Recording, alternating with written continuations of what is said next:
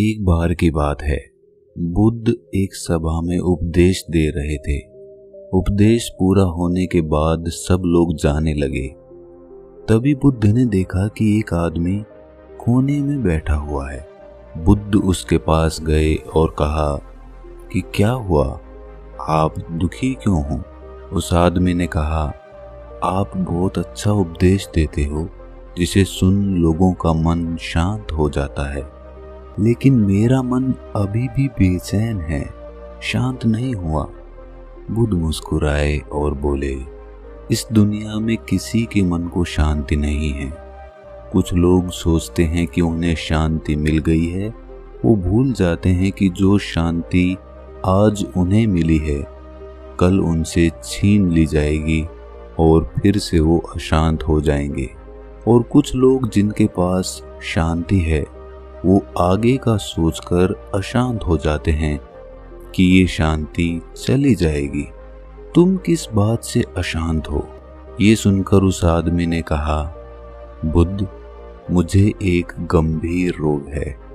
वैद्य ने कहा है कि मेरे पास केवल 7 महीने हैं, जिसमें से 3 महीने खत्म हो चुके हैं।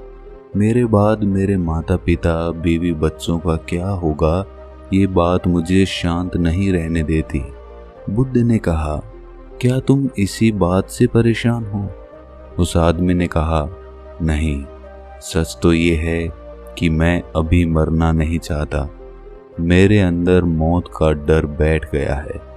बुद्ध ने कहा, मरना तो एक ना एक दिन सबको ही है, ये बात सब जानते हैं। मृत्यु को तो कोई नहीं चाहता। बहुतों को तो ये भी नहीं पता कि उनकी मृत्यु कब होगी। तुम्हें तो उसका पता भी है, लेकिन मृत्यु के बारे में कुछ नहीं कहा जा सकता। तुम अभी भी नहीं जानते कि तुम्हारी मृत्यु कब होगी। क्या तुम्हें पता है कि तुम कल का सूरज देख पाओगे या नहीं? आदमी ने कहा, नहीं, मुझे मालूम नहीं है। बुद्ध कहते हैं कि अगर तुम्हें तुम्हारी बीमारी के बारे में पता नहीं होता तो तुम अपना जीवन खुशी से जीते, है ना? तो अभी भी वही करो, आगे का मत सोचो। अपने आज को भरपूर जियो। जो जीवन शेष है उसे खुशी से जियो। जो मिल रहा है उसे स्वीकार करो। वह आदमी बोला, अभी तो मैं केवल 35 वर्ष का हूँ। मैंने अपना जीवन ठीक से देखा तक नहीं है। मैं अभी कैसे मृत्यु को प्राप्त हो सकता हूँ? बुद्ध ने कहा, क्या तुम्हें पता है कि तुमने ये 35 वर्ष कैसे निकाले? कब ये समय बीत गया? नहीं पता ना? तुम्हें कुछ खास पल ही याद होंगे। एक एक दिन तुम्हें भी मालूम नहीं होगा तुमने कैसे जिया, क्योंकि तुमने अपना जीवन होश पूर्वक कभी जिया ही नहीं।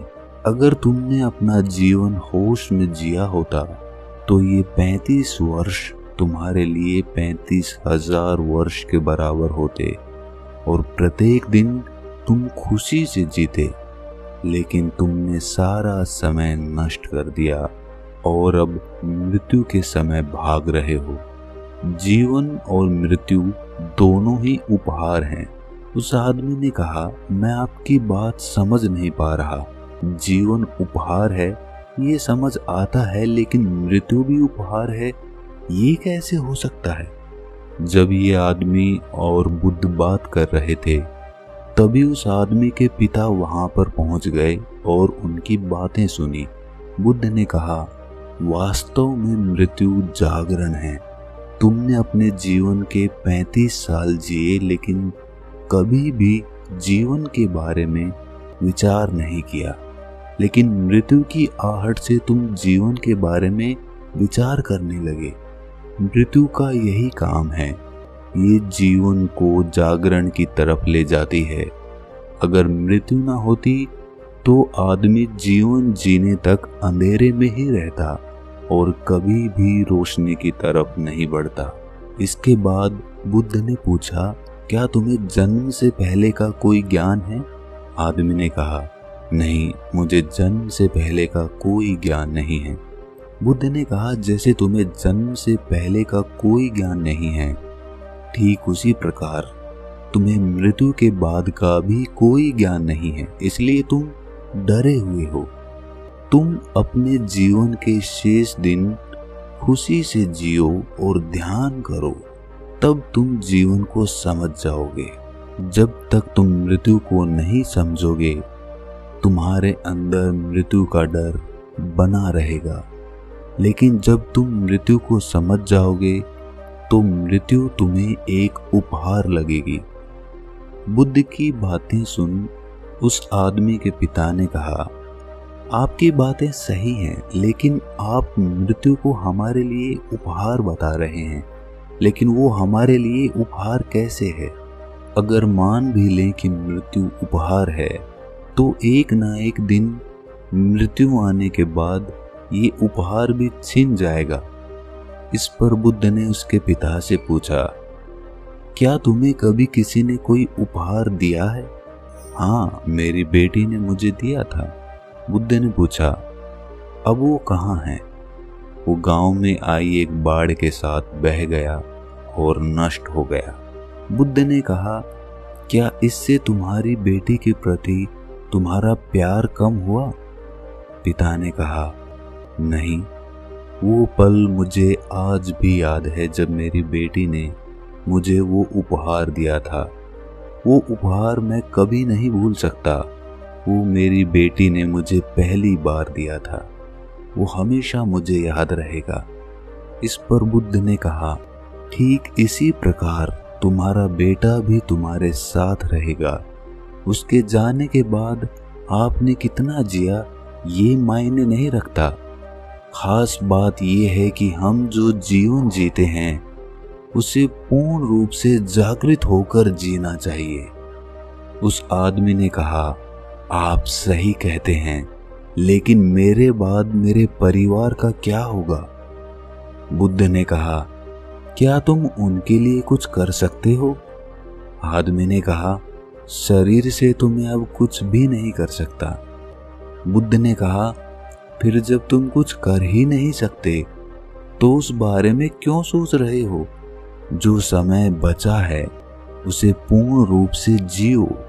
इस दुनिया में कोई किसी के लिए कुछ नहीं करता, सबको खुद अपना जीवन जीना होता है। हमें बस ऐसा भ्रम होता है कि हम कुछ उनके लिए कर रहे हैं, लेकिन हम कुछ भी उनके लिए नहीं करते, खुद के लिए करते हैं। अगर आज तुम अपने परिवार के लिए जमीन जायदाद इकट्ठा कर रहे हो तो ये तुम उनके लिए नहीं, अपने लिए कर रहे हो। इसे करने से तुम्हारे अंदर आंतरिक शांति रहेगी, लेकिन तुम रहोगे इस भ्रम में कि तुमने उनके लिए किया है, लेकिन ये तुम खुद के लिए करते हो।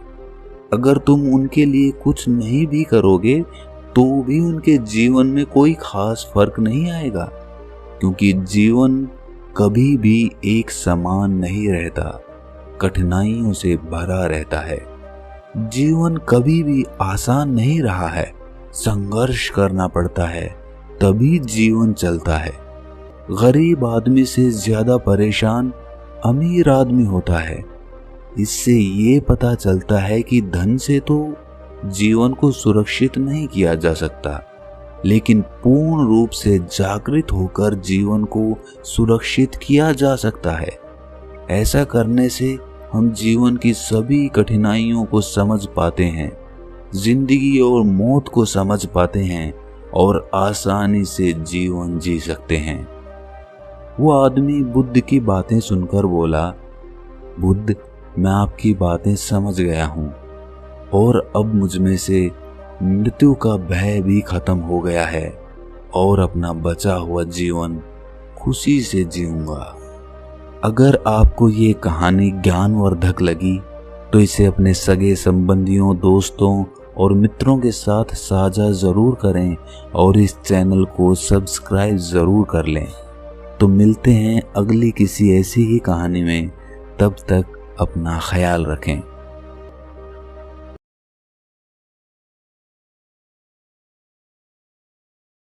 Thanks for watching. Please subscribe.